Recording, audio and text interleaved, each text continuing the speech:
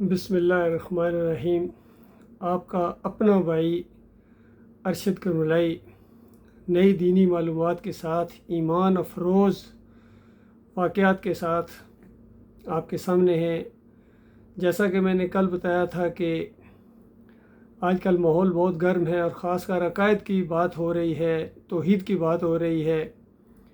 اور بڑے بڑے اکابرین کے پردے فاش کر دیے صحافی ارشاد بھٹی صاحب نے۔ آج ایک بیان سامنے آیا علامہ احتشام ظہیر الہی صاحب کا، اور ان کے ماننے والے کہہ رہے ہیں کہ ارشد بھٹی صاحب نے باقیوں کے شرک تو واضح کیے ہیں، مفتی طارق مسعود صاحب کے اکابرین کے شرک واضح کیے ہیں، طارق جمیل صاحب کے فضائل اعمال کے شرک واضح کیے ہیں،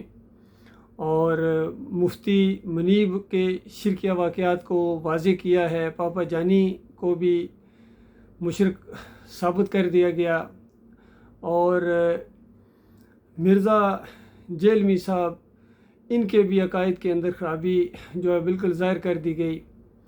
لیکن احتشام الہی ظہیر صاحب کا شرک ثابت نہیں کیا گیا ہے، اور ثابت ہو گیا کہ فرقہ یا مسلک اہل حدیث ہی حق جماعت ہے۔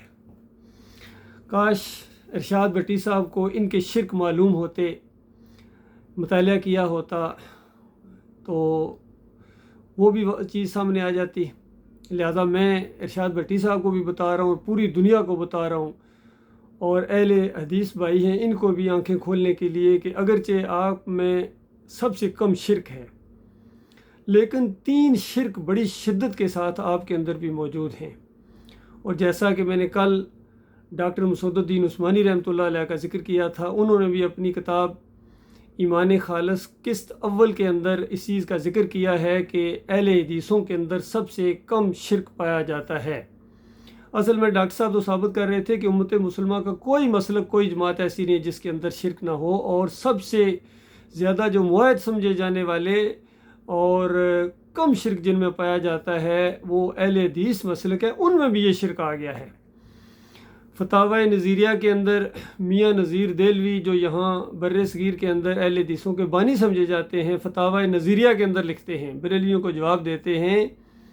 کہ تم نبی علیہ السلام کو ہر جگہ حاضر ناظر مانگتے ہو کہ دم دم پڑھو درود، حضرت بھی ہیں موجود، یہاں موجود نہیں ہیں۔ یہاں موجود ہوتے تو پھر یہ کیوں کہتے کہ من صلی علیہ عند قبری سمیتہ، جو میری قبر کے اوپر آ کے صلاۃ و سلام پڑھتا ہے اس کو میں سنتا ہوں۔ اور ان کے جو اور بڑے ہیں عبداللہ بن باز مفتی سعودی عرب، جو اسی عقیدے کے اوپر فوت ہوئے ہیں، انہوں نے بھی حج اور عمرہ کا جو کتابچہ لاکھوں کروڑوں کی تعداد میں بانٹا جاتا ہے حاجیوں کے اندر اور عمرہ کرنے والوں کے اندر، اس کے اندر یہ لکھ دیا کہ جو قبر کے اوپر آ کے صلاۃ و سلام پڑھتا ہے، نبی علیہ السلام نے فرمایا کہ میری روح کو واپس کر دیا جاتا ہے اور میں خود اس کو سنتا ہوں، جواب دیتا ہوں۔ یہ جھوٹی روایت ہے، منکر روایت ہے،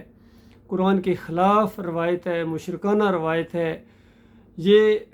اس عمل کو جو خالص ہم اللہ کے لیے دعا مانگتے ہیں، اللہم صلی علی محمد، یہ دعا اللہ سے مانگتے ہیں،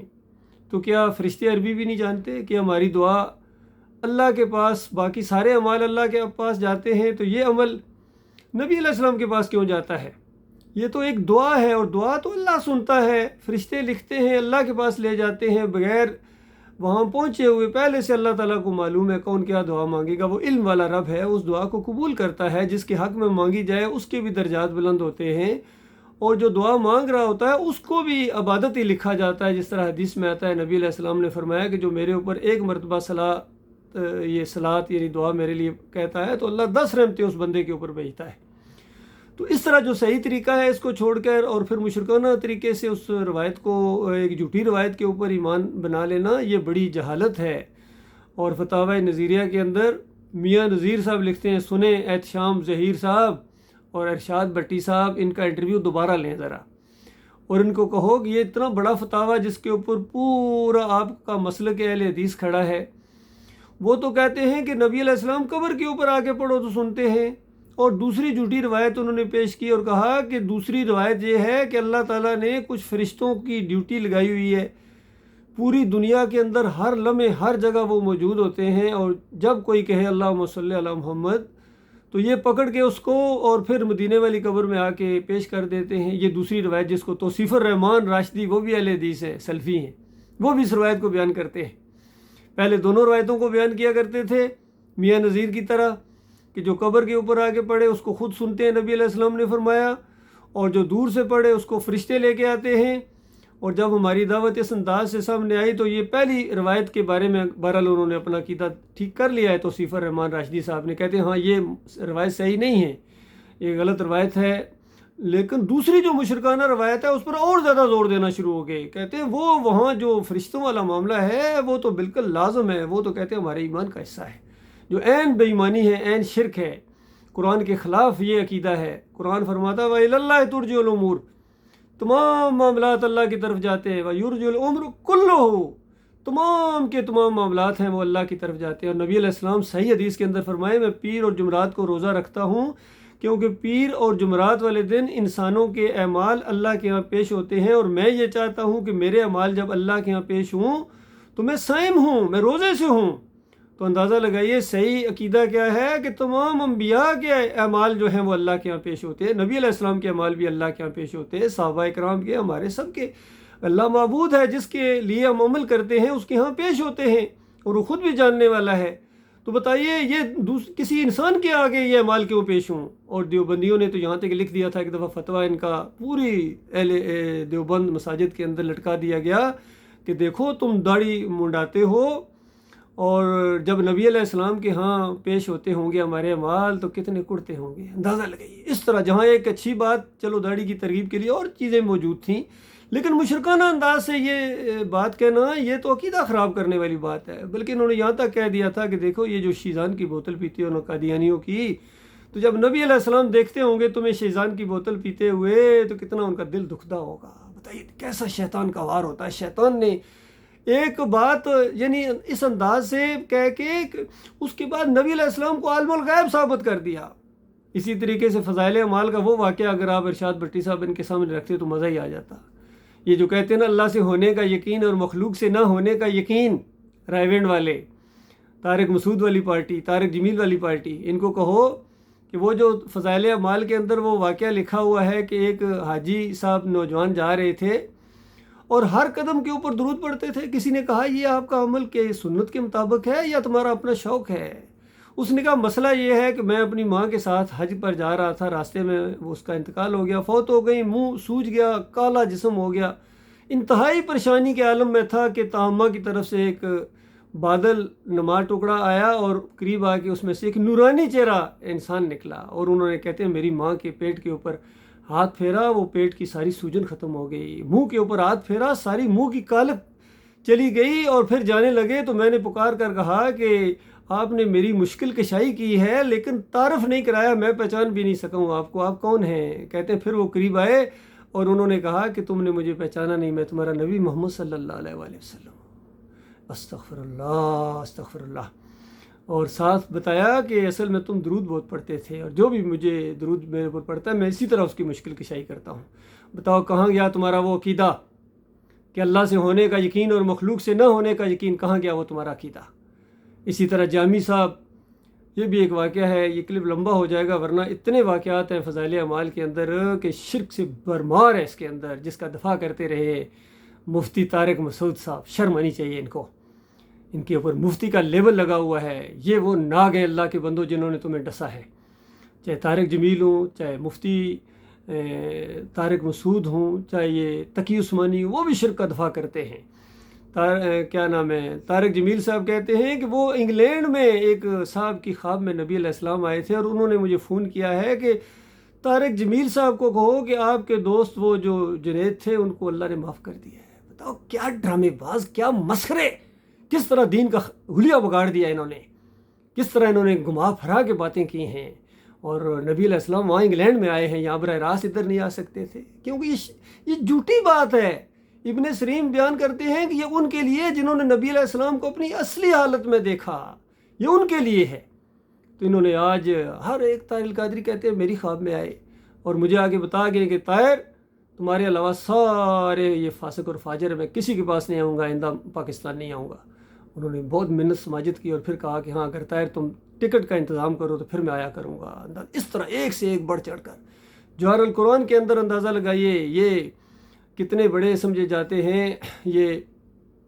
جو پنج پیری غلام اللہ صاحب، وہ کہتے ہیں ابراہیم علیہ السلام خواب میں آئے اور کہا کہ بیٹے شاباش، توحید کا کام کر رہے ہو، لگے رہو، بہت اچھا کام کر رہے ہو۔ ایک سے ایک شاہ ولی اللہ صاحب کہتے ہیں میری پیدائش سے پہلے میرے باپ کو خواب میں آئے اور اس کے بعد یہ حقیقت دیکھی کہ عرش پر بیٹھے ہوئے علی رضی اللہ تعالیٰ عنہ فلاں خاندان کی فلاں خاتون سے ان کا نکاح وہ پڑھا رہے ہیں، اور اس کے بعد شاہ ولی اللہ صاحب پیدا ہوئے ہیں۔ دیکھیے اشرف علی تھانوی کے بھی یہی دعوے، اب مودودی صاحب نے بھی یہی دعویٰ کیا، اندازہ لگا، ان کی آٹو بایوگرافی کے اندر لکھا ہوا ہے۔ کہتے ہیں کہ میری پیدائش سے 3 سال پہلے ایک مجذوب نے میرے والد صاحب کو کہا کہ آپ کے ہاں بیٹا پیدا ہونے والا ہے، اوئے ہوئے ہوئے ہوئے ہوئے، اتنا بڑا عالم دین ہوگا، اس کا نام ابو لالا رکھنا۔ تو اندازہ لگا، یہ وہ ہستیاں ہیں ایک سے ایک یقین کی کٹا مشرک ہے۔ اس طرح اللہ کی کتاب کو جھٹلا کر مرے ہیں یہ، اور جو زندہ ہیں یہ توبہ کرنے کے لیے تیار نہیں ہیں۔ یہ وجہ ہے اللہ کے بندو، آج فلسطین کی مائیں اور بہنیں چیخ رہی ہیں، کشمیر کے اندر چیخو پکار لگی ہوئی ہے۔ خود تمہارے اپنے ملک کا کیا حال ہے، تمہارے اوپر کیسے کیسے باغیوں کو مسلط کر دیا گیا۔ عوام یہ تمہارے شرک کی وجہ سے ہے۔ آج شرک سے سچی توبہ کرو، اور ان مولویوں اور پیروں کو ان کو بالکل مجبور کرو، ان کو بالکل کہو یا تو توبہ کرو اور یا تمہیں کافر اور مشرک ڈکلیئر کیا جائے گا۔ تم امام تو کیا، تم مقتدی بننے کے لائق نہیں ہو۔ یہ معاملہ ہے ان کا۔ اور پھر احتشام الہی ظہیر صاحب کا ایک اور شرک اگر ارشاد بھٹی صاحب واضح کر دے کہ یہ جو جمہوریت کے اندر تم آئے ہوئے اس بت کی پوجا کرتے ہو، یہ تو شرک ہے، یہ مشرکانہ نظام ہے، اور بدترین مشرکانہ نظام ہے یہ جمہوریت۔ وہ دودی صاحب اس کو لات اور منات کے ساتھ وہ مثالیں دیا کرتے تھے جب تک پاکستان نہیں بنا تھا، اور جب پاکستان بن گیا جمہوریت کے تقاضوں کے تحت، اس کے بعد کہتے ہیں ہم جمہوریت کے لیے سر دھڑ کی بالی لگا دیں گے۔ جو کبھی کہا کرتے تھے کہ عورت کی حکمرانی جائز نہیں ہے، پھر فاطمہ جناح کے ساتھ کھڑے ہوئے ہیں، اور پھر یہ فضل الرحمان صاحب مریم نواز کے ساتھ کھڑے ہوئے، اور اب یہ ان کی وزیر اعلیٰ ہے۔ اللہ کے بندو غور کرو، کوئی مرد نہیں رہا ہے۔ اللہ کے بندو غور کرو کس طرح تمہیں مارا ان مولویوں نے، ان پیروں نے اور مولویوں نے، ان گدی نشینوں نے، ان سیاستدانوں نے تمہیں اس طرح یہاں جہنم کے بالکل کنارے کھڑا کر دیا ہے۔ اور عبداللہ بن مبارک کا وہ قول بالکل سچ ثابت ہو گیا کہ کیا دین اسلام کو علماء اور مشائخ اور ان بادشاہوں کے علاوہ کسی اور نے بدلی کیا ہے؟